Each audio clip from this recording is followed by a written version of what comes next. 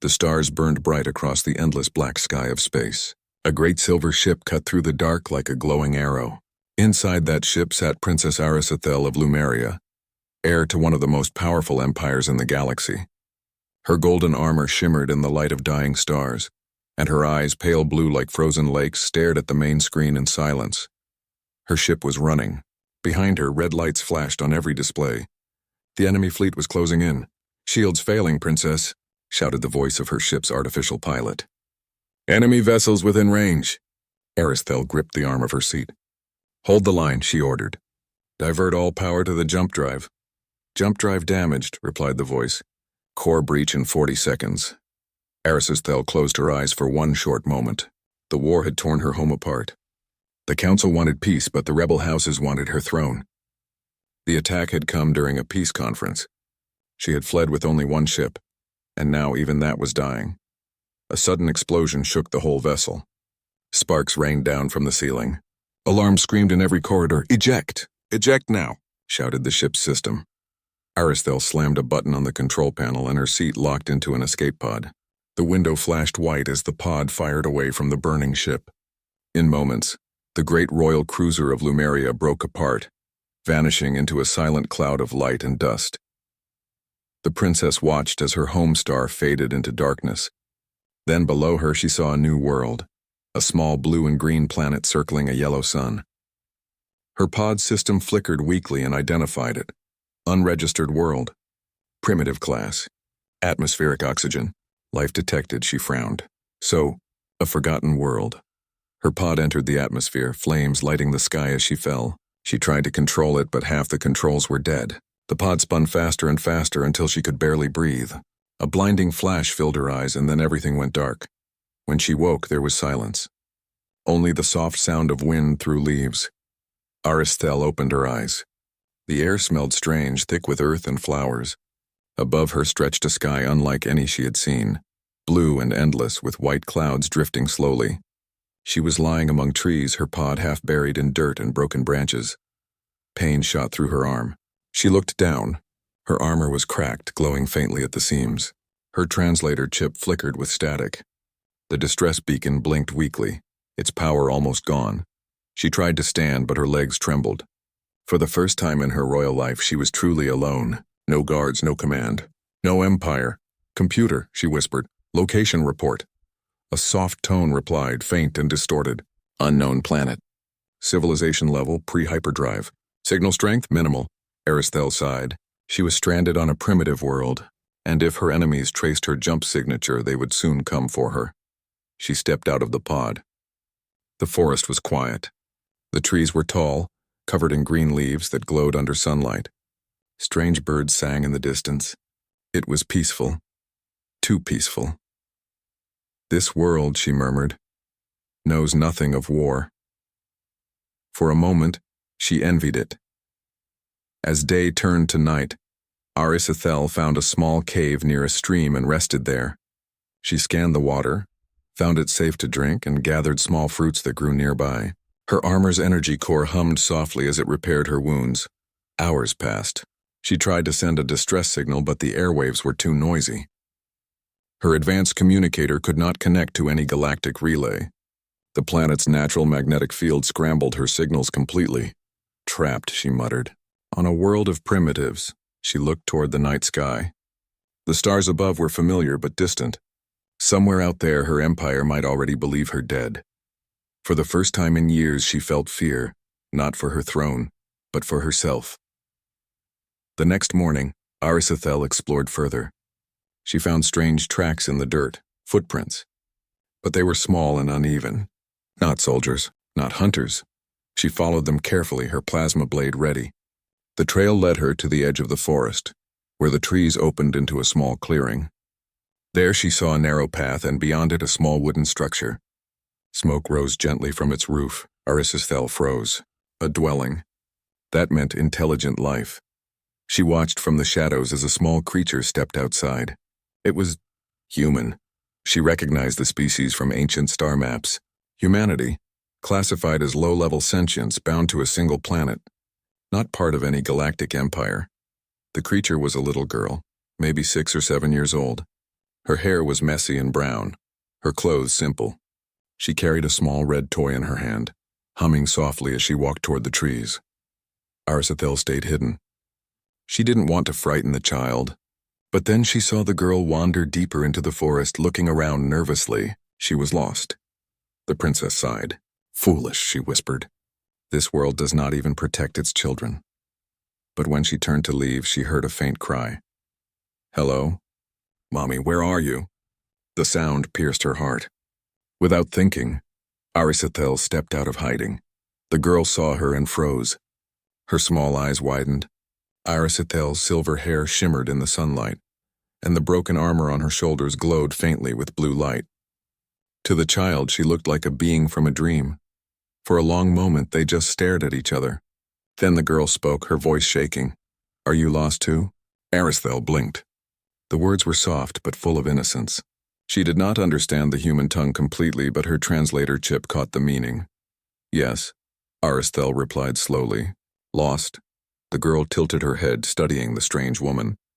Then she smiled and reached into her small bag. She pulled out a half sandwich and held it up. "Here," she said. "You can have some." Arisethel hesitated. She had dined in crystal halls, tasted the finest foods of 10 worlds. But now this small child offered her simple bread with both hands. The princess knelt and accepted it gently. The taste was plain, but somehow warm. The girl smiled brightly. "You're funny. Your hair's all shiny, like a star lady."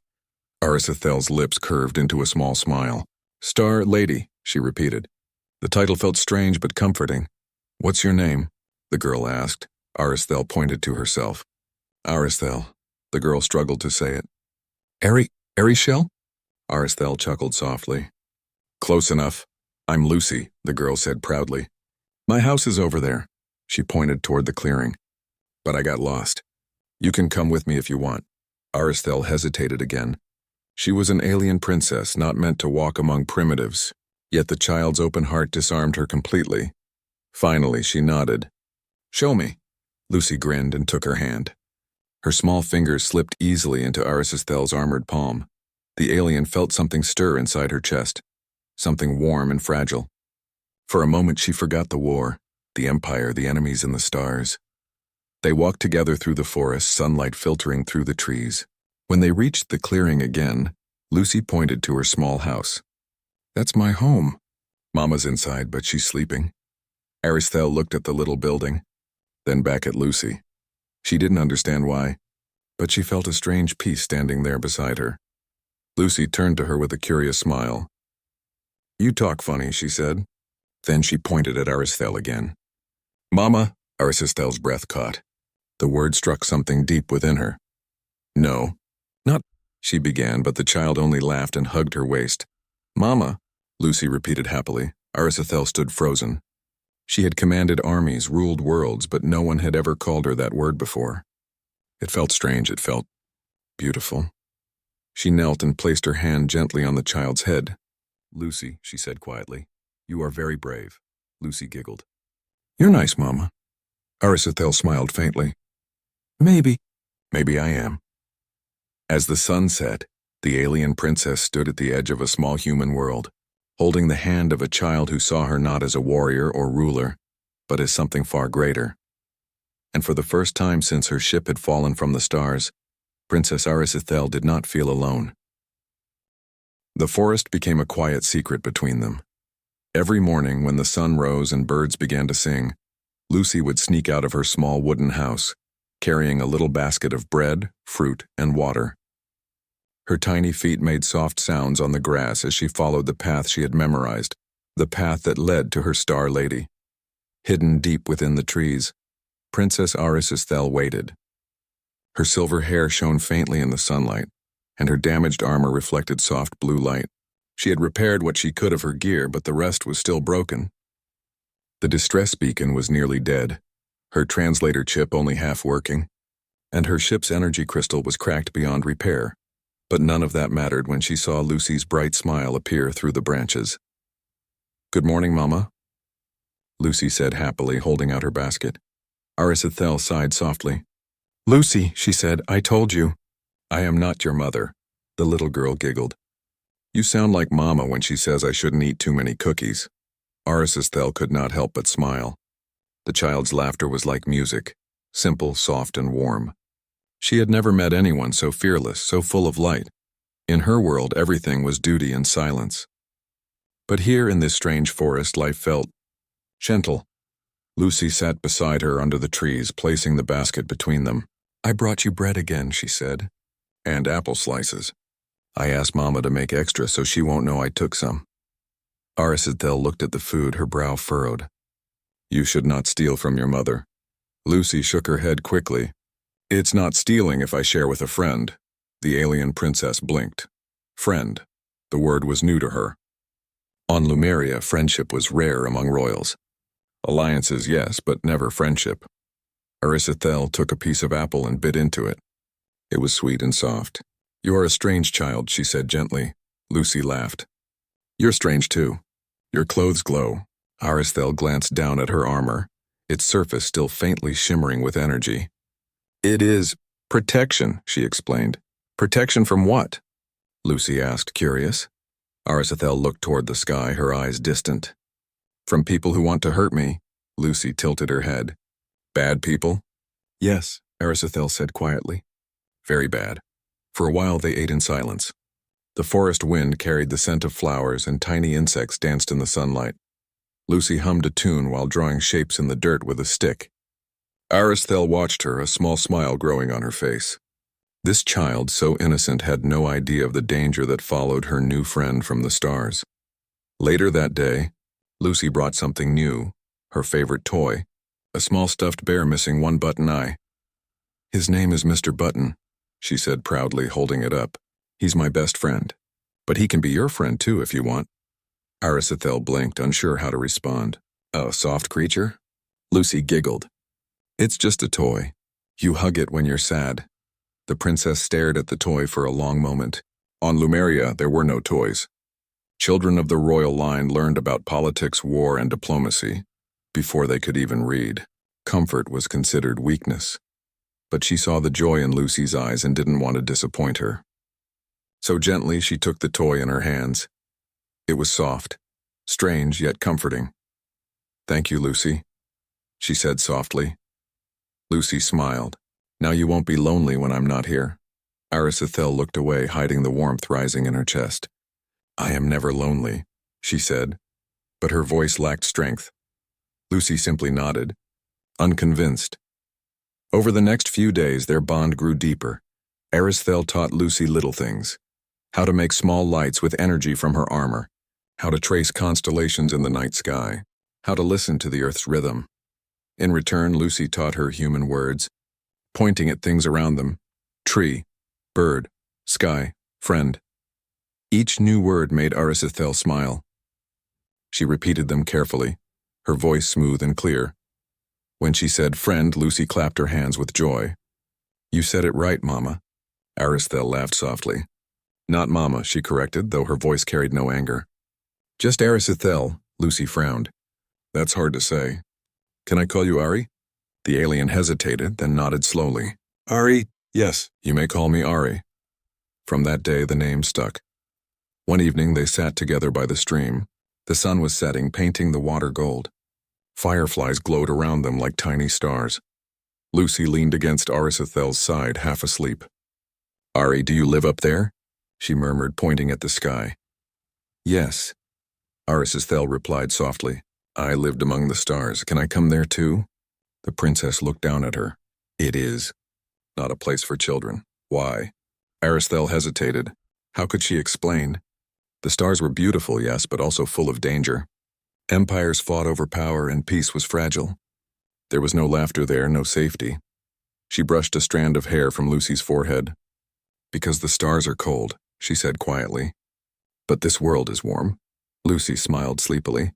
Then I'll stay here, so you can be warm too. Aristhael felt something twist in her chest. The words were simple, but they struck deep. No one had ever spoken to her with such innocence. No one had ever cared without wanting something in return. Thank you, little one, she whispered. Lucy smiled and fell asleep in her arms. That night, Aristhael looked at the stars and thought of her home. She missed the towers of crystal and the songs of her people. Yet when she imagined returning, she felt emptiness. The stars suddenly seemed less bright than before. Perhaps, she thought, the light I was looking for is here. She didn't know how long she sat there, holding Lucy close, but for the first time since her fall from the sky, she felt peace. The days passed quickly. Lucy continued to visit, bringing new treasures, books, small cookies, even a blanket for when nights grew cold. Arisethel, in turn, repaired some of her technology using Earth's metals. She managed to build a small energy field around her hiding spot to avoid detection, yet she couldn't completely block her signal. Somewhere out there across the stars, her enemies might still be searching. Sometimes she looked at Lucy and wondered, what would happen if others found out? What if humans discovered her before she could leave? Would they fear her? Would they try to hurt the child who had shown her kindness? The thought made her heart ache. She had fought battles without fear, but the idea of losing Lucy terrified her. One cloudy afternoon, Lucy didn't come. Arisethel waited by the stream for hours, her senses alert. The wind whispered through the leaves, but the sound of small footsteps never came. Unease crept into her chest. She activated her helmet scanner, searching for any sign of the child's heat signature. Nothing. Lucy, she whispered. When night fell, she left her hiding place and moved through the trees, silent and fast. Finally, she saw faint light ahead, a lantern swinging in the dark. Lucy stood near the edge of the forest, crying softly. Lucy, Arisethel called gently. The little girl turned and ran to her, hugging her tightly. Ari, I got in trouble. Mama said I can't come here anymore. She said you're just my imaginary friend. Arisethel knelt, holding her shoulders. It is dangerous for you to come at night, she said firmly, though her tone was kind. Your mother worries for you. But I wanted to see you, Lucy said, tears rolling down her cheeks. You'll be lonely. Arisethel's heart softened. She wiped away the tears with her thumb. I'm strong, Lucy, I can wait.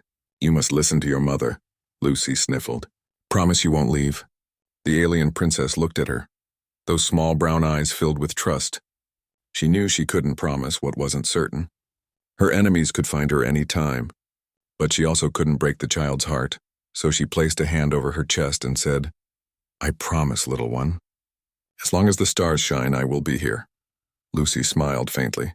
Okay, then I'll come tomorrow. Arisethel nodded. Tomorrow, she whispered. When Lucy was gone, the princess turned her gaze skyward. The clouds had parted, and among the stars she saw faint blue light, the kind only Lumerian ships produced. Her heart tightened. They had found her trail.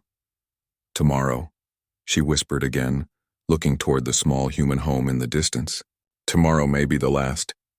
And though the forest was calm and the stars were beautiful, Princess Arisethel knew the peace she had found would not last much longer. The next few days passed quietly.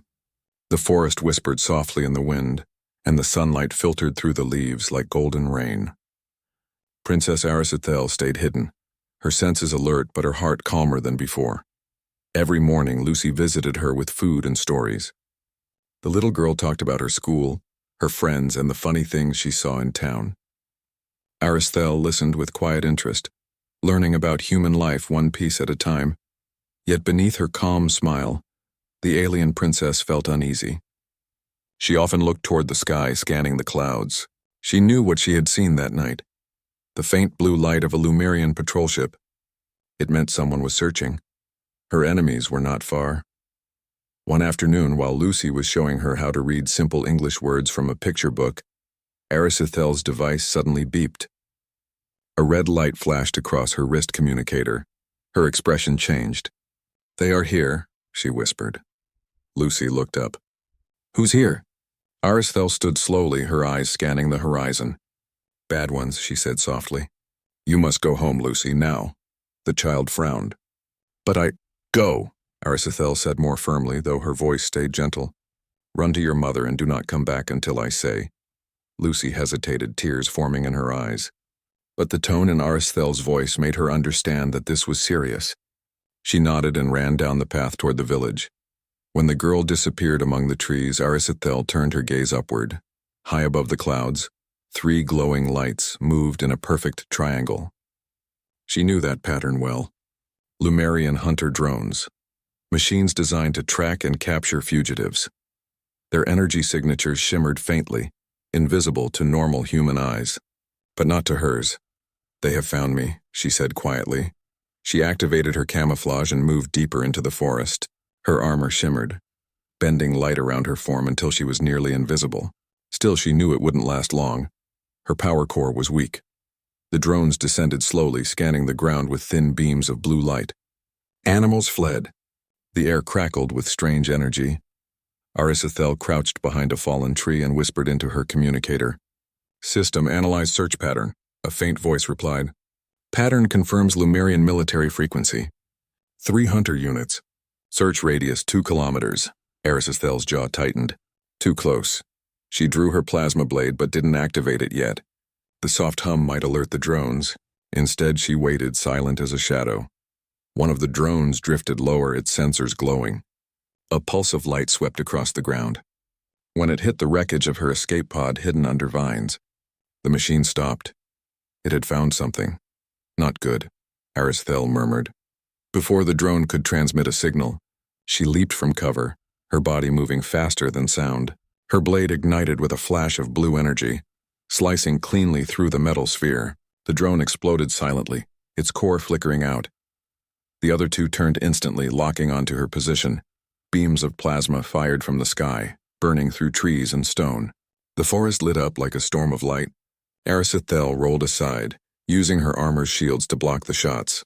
But each hit drained her power. She darted between trees, deflecting beams, until she reached a small clearing. She aimed her wrist device and fired an energy pulse upward. The signal hit one of the drones, frying its sensors. It crashed into the ground with a heavy thud. Only one remained. It circled high above, scanning for her. Aristhel waited patiently, her breath steady.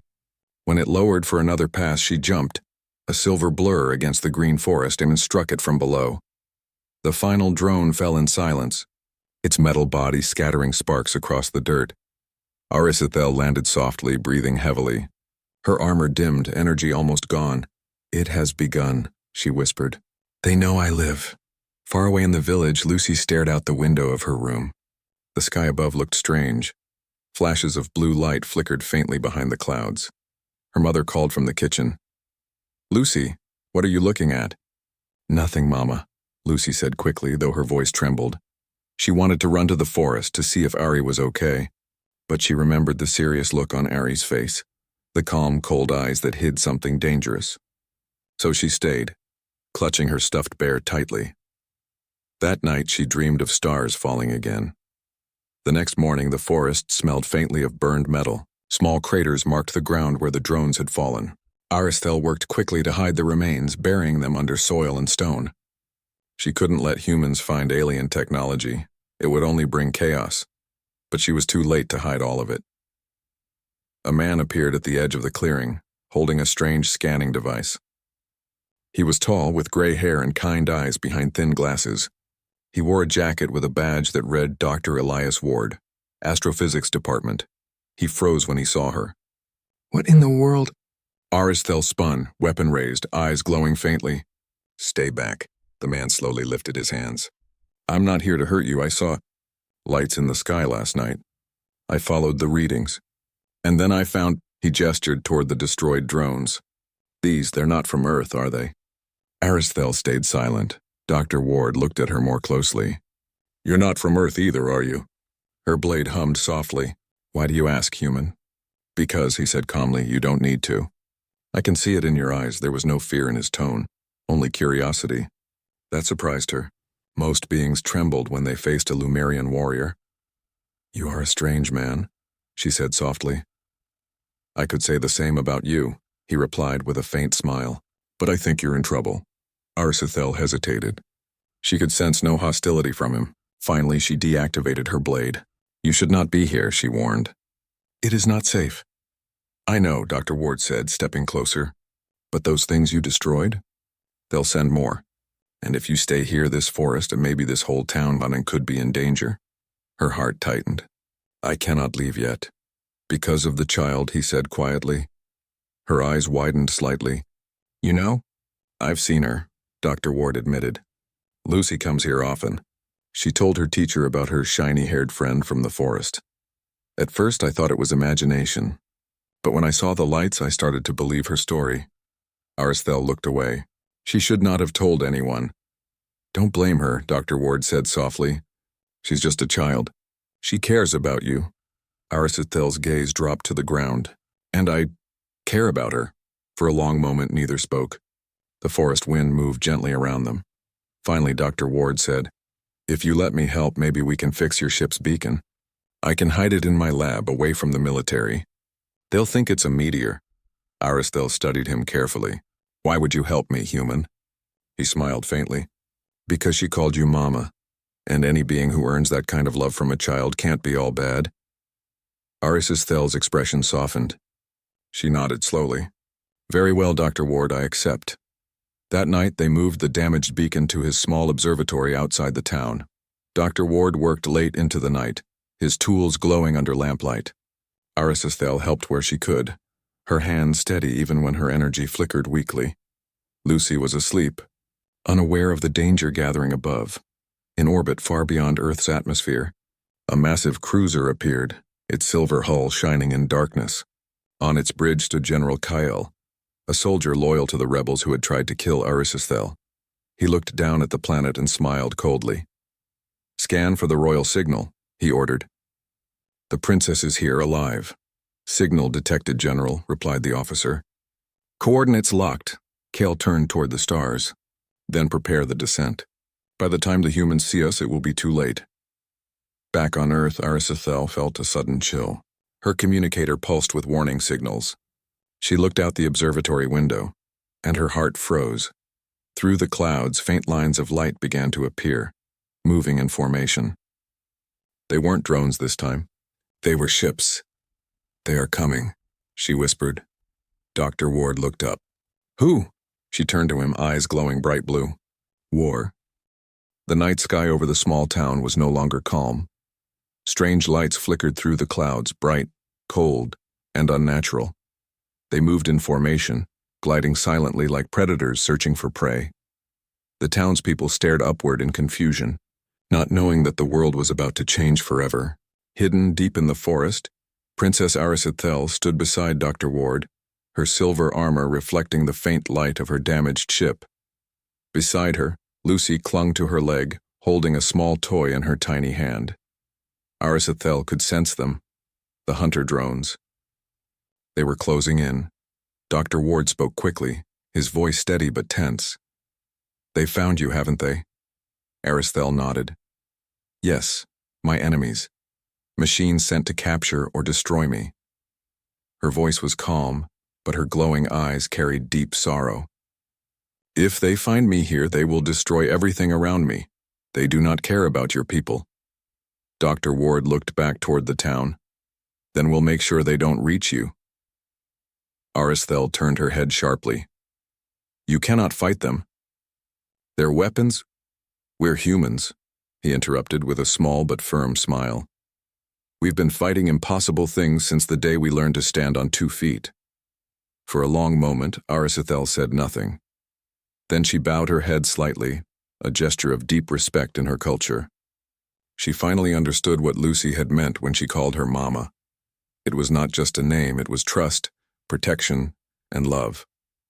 And now, she felt that same need to protect these people, as if they were her own. By nightfall, the forest came alive with quiet movement. Dr. Ward and a few brave townsfolk gathered around an old radio tower on the edge of the woods. They carried flashlights, batteries, and boxes of scrap metal. Aristel watched in wonder as they worked together. People of all ages, each doing what they could. "What are they doing?" she asked. Dr. Ward replied, "We're setting up a jamming signal. If we can block their scanners, they won't know where you are." Aristel tilted her head. "Your technology is primitive, but your minds are clever. I admire that." The humans smiled at her words, though they didn't fully understand them. They were just trying to help. As the hours passed, the lights in the sky grew brighter. The hunter drones had arrived. They were large, metallic creatures, shaped like silver hawks, each with red sensors that glowed like burning coals. Their engines made no sound, only a faint hum like a warning whisper. When the first drone descended over the trees, the forest filled with an eerie light. Birds scattered into the sky. The ground shook as beams of blue light scanned the area. Aristelle activated her armor. Silver lines of energy rippled across her body, forming a shield. She looked at Dr. Ward and said softly, "Take the child. Go to safety." Lucy, hearing those words, shook her head and held tighter. "No, Mama, don't go." The princess knelt and placed a gentle hand on Lucy's head. "I must fight, little one, but I will come back. You must be brave." Lucy's eyes filled with tears, but she nodded. Aristelle stood tall, turning toward the glowing sky. The warrior in her had returned. The first drone swooped down, releasing a blast of plasma. Aristelle raised her hand and her energy shield absorbed the hit. The air crackled around her and the trees swayed violently from the force. Dr. Ward and the others activated their makeshift jammer. Static filled the night as the tower began to hum. The drone's red lights flickered. They were confused, their sensors disrupted. "Now!" shouted Dr. Ward. Aristelle leaped forward, her movements swift and graceful. She fired her weapon, a beam of pure light that sliced through the air and struck a drone. The explosion lit the forest like a sunrise. The humans cheered. For a brief moment, they believed they could win. But more drones appeared. Dozens of them. They rained fire upon the forest, setting trees ablaze and filling the air with heat and smoke. Aristelle fought fiercely, her body moving like silver lightning. Every blast she fired took down another machine, but they kept coming. She was powerful, yet even she was not enough against so many. Dr. Ward's team worked frantically to strengthen the signal. Sparks flew as wires burned. "Come on," he shouted. "Just a few more seconds." One drone broke through the defense line and aimed at the tower. Aristelle saw it, but she was too far away. Before she could move, a young man from the town jumped in front of it with a metal rod in his hands, trying to distract it. The blast threw him to the ground. Aristelle's heart tightened. Humans, so fragile, yet so brave. With a roar of fury and pain, she launched a burst of power that shattered 3 drones at once. Her energy shield flickered, nearly breaking, but she didn't stop. The remaining drones turned toward her, forming a circle. Aristelle fell to one knee, breathing heavily. Her armor cracked again. She looked up, ready to face her end. Then she heard it, human voices shouting behind her. The townspeople had come. Dozens of them. They carried lights, flares, and whatever tools they could find. They weren't soldiers, but they refused to hide. Together they charged at the drones, distracting them, throwing rocks, even shining bright beams to confuse their sensors. Aristelle felt something inside her ignite. She rose to her feet once more. She raised her arms and gathered the last of her power. "For humanity," she cried, surprising even herself with the words. A massive surge of energy burst from her armor, spreading like a wave of light. It struck the drones mid-air, frying their circuits and sending them crashing into the ground. The explosion echoed across the forest like thunder. When the smoke cleared, the night was silent again. Aristelle stood among the wreckage, her armor dim, but still glowing faintly. The humans cheered, hugging one another in disbelief. They had done the impossible. They had fought against the stars and survived. Dr. Ward ran to her, his face streaked with dirt and sweat. "You did it," he said, almost laughing. "You really did it." Aristelle shook her head. "No, we did it. You fought beside me even when you could have run." Lucy ran out from behind a tree and threw her arms around Aristelle's waist. "Mama, you're safe," she cried. The princess knelt again and smiled softly. "Yes, little one, I am safe. Because of all of you." She looked around at the people who had helped her, simple humans, armed with nothing but courage and kindness. On her world, no one would have risked their life for a stranger. But here, on this tiny planet, they did. It was then that she understood something beautiful. Humanity was not weak. Humanity was strong in a way her people had forgotten long ago. The celebration didn't last long. From high above the clouds, Another light appeared, larger and brighter than the drones. Arisothel's expression changed. She recognized it immediately. "That is not a drone," she said quietly. "That is a ship." Dr. Ward's face went pale. "Yours?" "Yes," she said. "My people have found me. But so have my enemies. The battle in the sky is not over." The humans looked at her, unsure what would happen next. Aristhel gazed at the stars, her eyes full of determination. "I must speak to them. They will come for me soon." She turned to Lucy and took her small hand. "No matter what happens," she said gently, "remember this, humans are not small. You have great hearts. Never lose that." Lucy smiled through her tears. "Will you come back, Mama?" Aristhel hesitated, then whispered, "If the stars are kind." "Yes." The wind blew softly through the forest as the first rays of dawn touched the earth.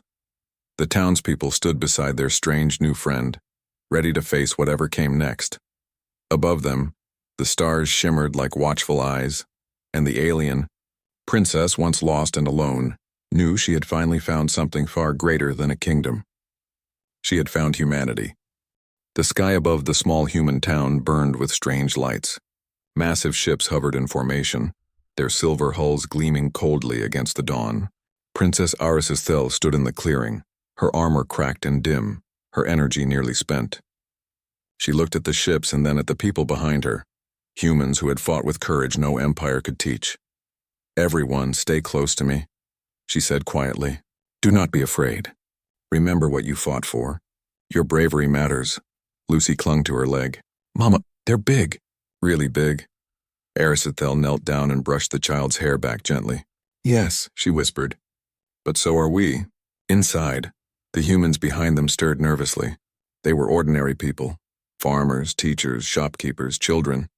They had nothing to match the power of the Lumerian ships, but their courage shone brighter than any star. Aristhel felt her chest tighten. She had seen countless battles, but never such unity born from love rather than duty. The first ship descended slowly, its massive shadow falling over the town. From the bridge, General Kale peered down, his expression hard and unyielding. He had expected fear, submission, and chaos, but instead he saw humans standing tall, and beside them a silver-haired woman, the princess herself, radiating light and determination. "Target acquired," Kale's officer reported. "The princess is surrounded by weak life forms. Shall we fire?" Kale shook his head. "No, stop, I want to see this." His eyes narrowed. "Curious. They fight for her. Not for reward. Not for power. But for loyalty?" On the ground, Aristhel stepped forward, her energy shield glowing faintly. "I am Princess Aristhel of Lumeria," she called out. "I do not come to conquer nor to enslave. I have fallen here, and these humans, these brave people have helped me." Kale raised an eyebrow. "And yet you stand defiant against your own fleet?" "Yes," Aristhel said firmly, "because I have learned something. Strength is not only power. Strength is courage. Strength is love. And humanity has taught me this lesson." Lucy tugged at her hand. "Mama, what are they saying?" Aristhel smiled softly. "They are deciding if we are worthy. Do not worry, little one. Your bravery is part of that worthiness." Kale watched carefully. He had commanded thousands of soldiers, crushed rebellions, and ruled planets with iron authority. But the sight of humans protecting someone from their own empire, it confused him. "How is it possible," he murmured, "that such fragile beings can inspire loyalty from a warrior of Lumeria?" The answer became clear as Aristhel looked around at the humans behind her. They were unarmed in comparison, but their eyes burned with determination. They had no expectation of reward. They had fought to protect life, friendship, and trust, and that was a power no fleet could destroy. Kale hesitated. Then against protocol he lowered his weapons. "Perhaps we underestimated them," he said softly. Aristhel noticed the change. She stepped closer to the humans, placing herself in front of Lucy. "See, little one," she whispered. "Courage can change hearts, even those of enemies." Lucy smiled, hiding behind her mother figure's armor. "You're right, Mama, just like you taught me."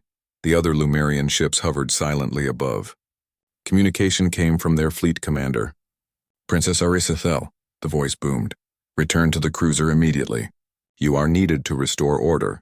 The humans are not your concern. Arisethel shook her head. I cannot abandon those who showed me kindness, she said firmly. If you truly wish to see the strength of humanity, you will understand it firsthand. The fleet commander's voice paused. This is highly irregular. Return at once. Arisethel raised her hand. A wave of blue energy pulsed from her armor, surrounding the humans in a protective dome. It shimmered softly in the morning sun. Then judge by what you see, not what you expect. See their courage. See their hearts. For the first time, the Lumerian soldiers hesitated. They saw humans standing tall despite the odds. They saw children hiding behind adults yet refusing to cower.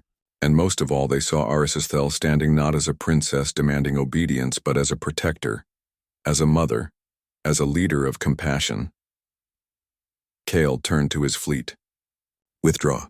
Do not interfere further. The other ships slowly ascended, fading into the sky like ghosts. The threat had passed for now. Arisethel let her shoulders relax. She turned to the humans. You have shown the stars that humans are not weak, she said softly. You have proven that courage does not require power, and that love can inspire even those who seem unreachable. The townspeople stared at her, eyes wide. They did not fully understand, but they felt the truth in her words.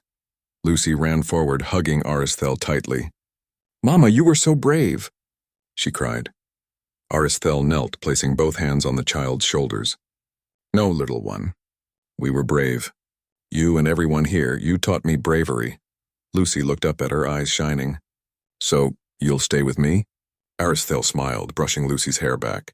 I will stay as long as I am needed, and perhaps longer. You have given me a home here, even on this strange world.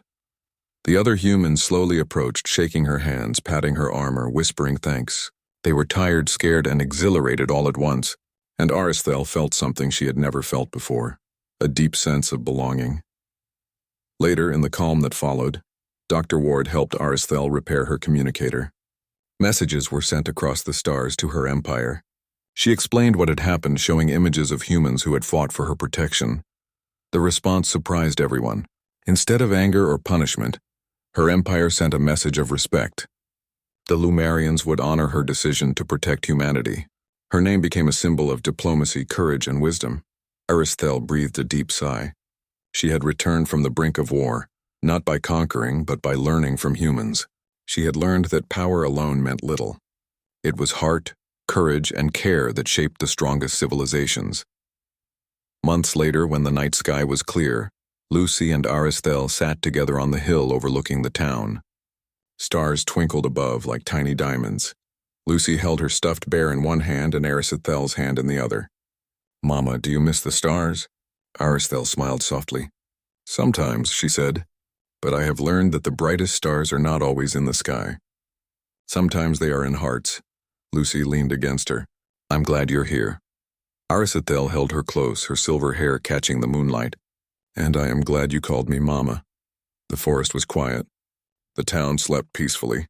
And far above, the stars shone with the promise of new beginnings, not for empires, not for machines, but for humans and those who chose to protect them. Years later, when humanity finally explored the stars, they remembered the story of the silver-haired woman who fell from the sky, and the little human girl who called her Mama. They spoke of courage, unity, and kindness. They remembered that sometimes the smallest people could teach the greatest lesson, that love, courage, and compassion were stronger than any weapon, brighter than any star, and more lasting than any empire. And somewhere in the heavens, Princess Arisethel kept a small drawing pinned in her quarters, a child holding her hand. Underneath, in shaky handwriting, it said, Mama and me. The memory shone brighter than all the stars she had ever known. And for the first time in her long life, Arisethel truly understood what it meant to belong, not just to a kingdom, but to a heart.